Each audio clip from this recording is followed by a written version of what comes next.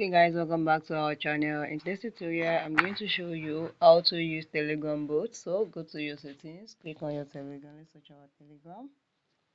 You search your plus, click on your plus here. Then this is it. This is your plus. So if you want to use Telegram bot now, you click on this menu button. This is a search button. Then you search your bot. Then this is it, Telegram bot. Just click on it. Okay. So this is it. We have different boats here. So this is what this one asks for. You have a game boat. You are just any boat they want to search for. You can just type it. Let me type for game boat now.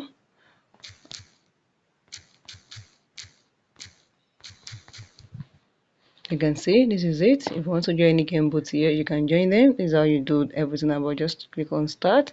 And this is it. If you want to play, you can play here. This is what it's all about. It's for you, just for you to search for anything you wanted to ask about. Just type here, then you can see. You can play game. You just click on play, then you can play and you can join the game.